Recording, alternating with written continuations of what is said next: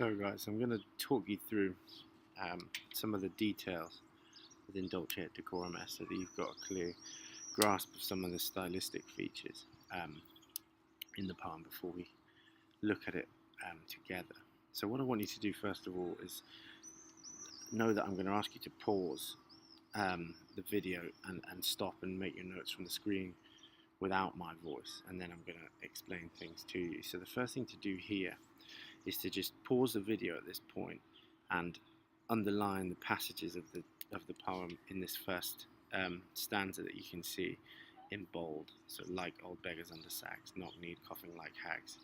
The first thing to do is to just underline those parts of the text so that you're clear about which details we're focusing on. So pause the video here and do that.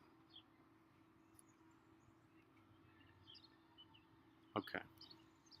So the details that we're looking for here are these ones.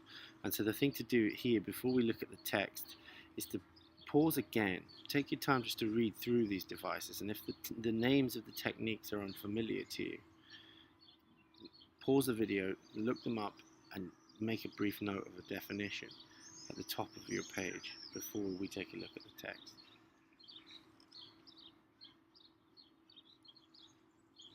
Okay, so we're looking first of all at this opening stanza where Owen describes soldiers' movements across the battlefield.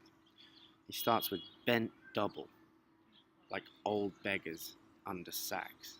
And the simile that he uses in this opening line compares the soldiers to homeless people under weak cloth, kind of old, dirty fabric, and emphasizes their vulnerability by comparing them to these figures. Then the phrase knock-kneed, coughing like hags, we curse through sludge. At this point he uses a number of different things. He uses alliteration clearly here of this K on C sound, which mimics the coughing, choking sound that in some ways offers us a kind of grim reminder of the fate of the men, because what we see later on in the poem are the soldiers kind of coughing and choking to death. It says, we cursed through sludge till on the haunting flares we turned our backs. He describes these flares that are used to light up the night sky on the battlefront, suggesting that the flares here are in some way having some kind of emotional impact and that they're personified. The flares are haunting the men, and perhaps they're haunting because they are drawing attention to their location and in a kind of ghostly fashion suggesting where their souls are, where the souls of the men are that are about to find themselves attacked. So there's something that's warning us about the fate of the soldiers at this point. It says, till on the haunting flares we turned our backs, and towards our distant rest began to trudge. And so these verbs that Owen uses in this opening 4 lines of cursed, trudging, haunting, coughing, all connect to each other by virtue of the sense of difficulty that they all suggest, a physical difficulty. And then men marched asleep, and there's something oxymoronic. There is an oxymoron used here, marching asleep. So this suggestion of an action that requires a lot of alertness and energy, and then the description of this action without any energy or alertness, which emphasizes the extreme nature of their fatigue, of their tiredness. Many had lost their boots, but limped on, bloodshod. And shod here is the past tense of putting a shoe on someone. So instead of having something on their feet, they're limping with blood as their shoes. They're bloodshod. All went lame, all blind, drunk with fatigue. So we've got these very short, brief, full, independent clauses here. Men marched asleep, all went lame, all blind. And those repetitions and those short sentences in this line here and this one here create this sense of stuttering, stop-start movement, as if the men in some way are pausing and moving only in small increments, in small steps across this wide expanse of land. They're drunk with fatigue. This metaphor here, comparing their tiredness to being intoxicated, gives us a sense of the complete nature of their exhaustion, but also the disorientation, the fact that they're physically disoriented in the environment. They're deaf even to the hoots of tired, outstripped 5.9s that drop behind. Now, 5.9s are a type of artillery shell, a kind of bomb that's dropped on the line. And so in this line, you see the men are not even noticing the sound of these dangerous artillery shells that are being dropped on them. And so we've got this great sense of them being imperiled by this, being put in danger. And if we listen also then to the idea of hooting, a hoot in as a verb or a noun is often the sound that we associate with an owl. And owls are often seen as ominous signs or predicting death or mortality. So if these bombs are hooting like an owl, they are foreshadowing death. What you see also in this line is assonance, the repetition of this tight I sound, tired 5.9s behind in all of those words. And what you see here is this location of this phrase 5.9s right in the middle of the line. And what it suggests is that it's buried deep within the line in the same way that the actual bomb that it's describing will be behind the front line and will physically endanger the men. So this sound device and the position of these words on the line at the beginning, the middle, and the end gives us this suggestion of the position of the bombs dropping. It kind of mirrors their location on the front line, where it falls in the center behind the end of the line. So, if you haven't already, pause the video and make sure that you've got annotations for each of the devices that we picked out. Then move forward.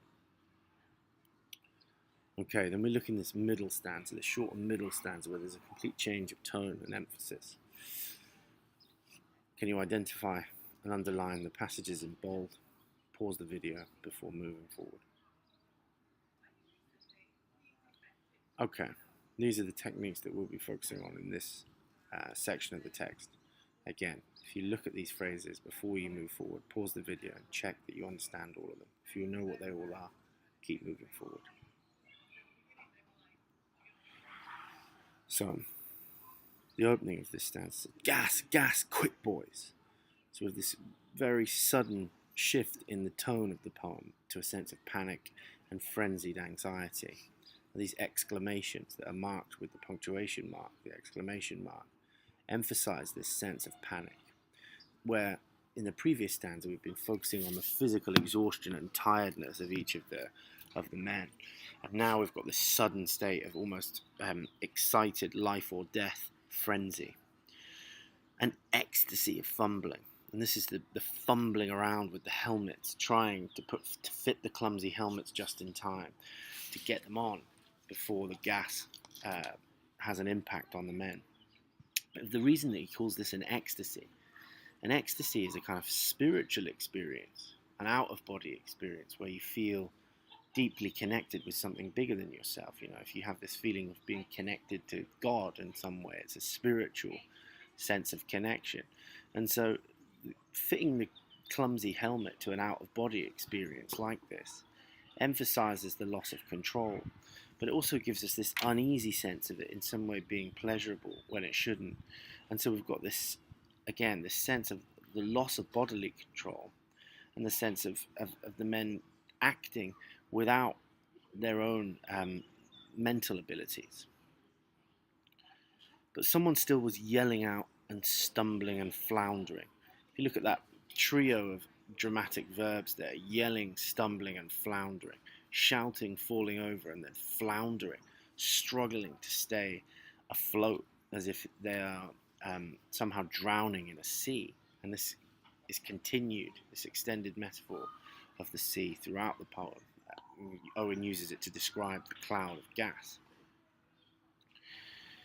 Someone was yelling out, stumbling, and floundering like a man in fire or lime.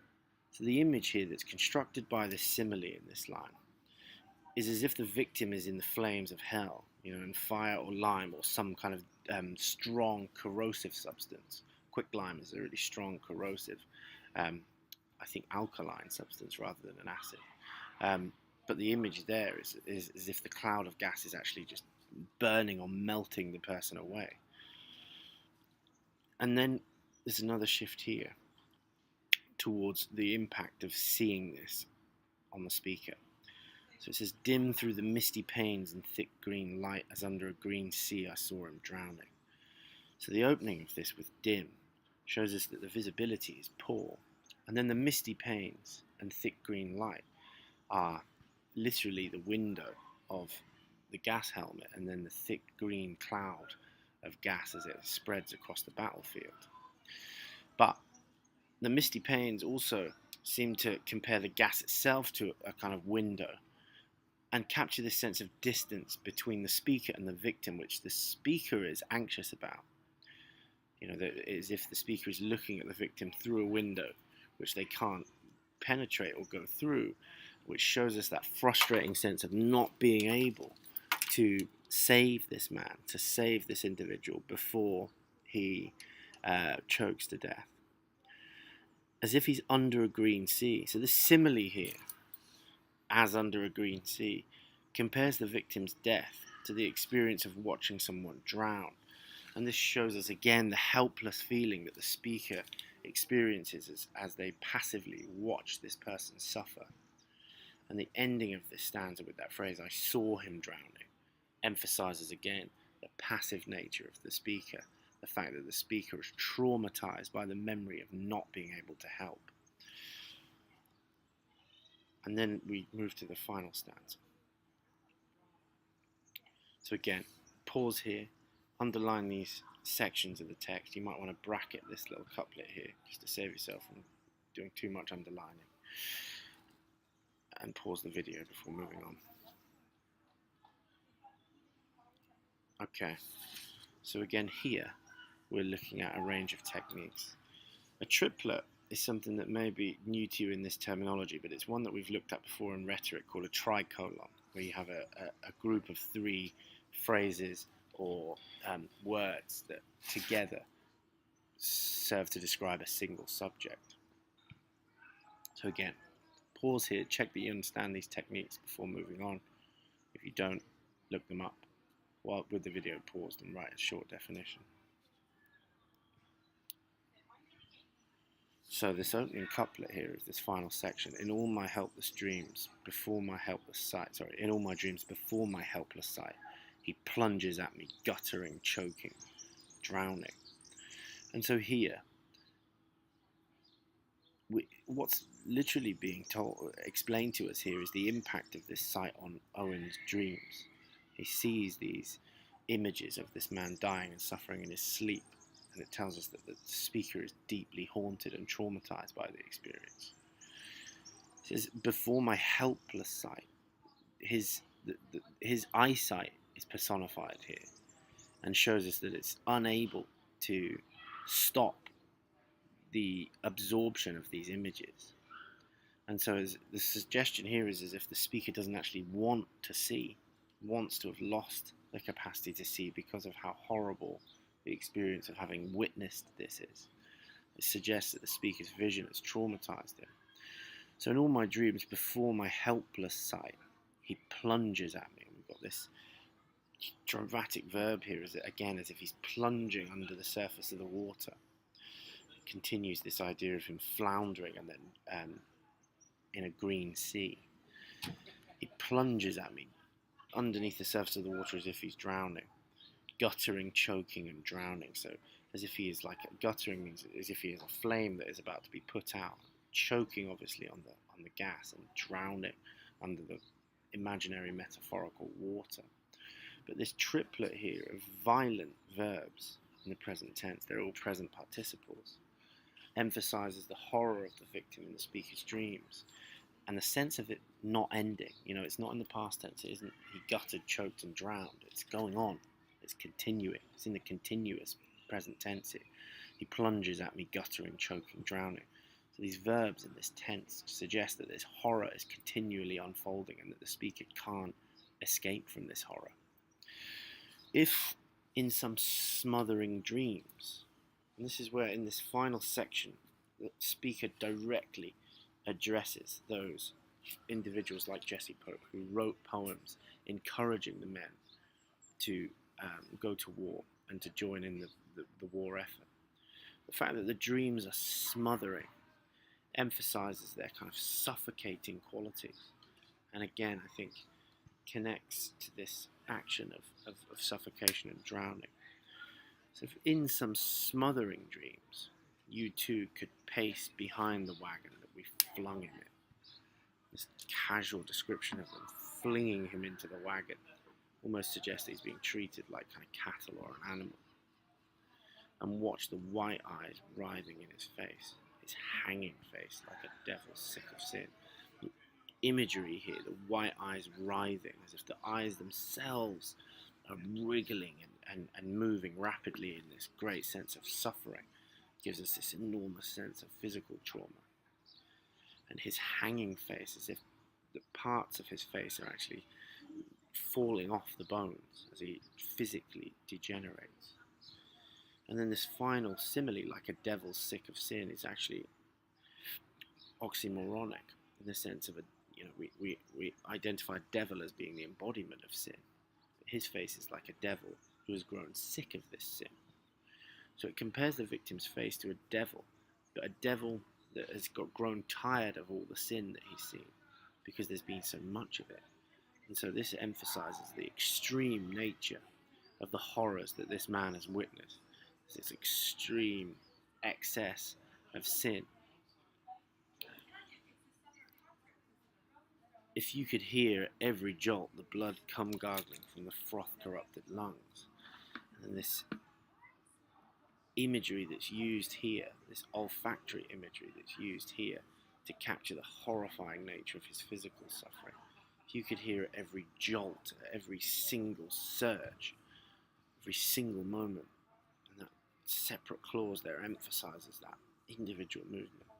The blood come gargling from the froth-corrupted lungs. We hear this gargling sound of blood emerging from lungs that have been corrupted. There's a moral connotation to that word as well, with froth, with this bubbling combination of the lungs, inner lining and acid. If you could hear at every jolt, the blood come gargling from the froth-corrupted lungs, obscene as cancer, bitter as the cud. There's something obscene about this, something morally outrageous and unfair about this, in the same way that cancer seems to be indiscriminate and just kills people almost at random.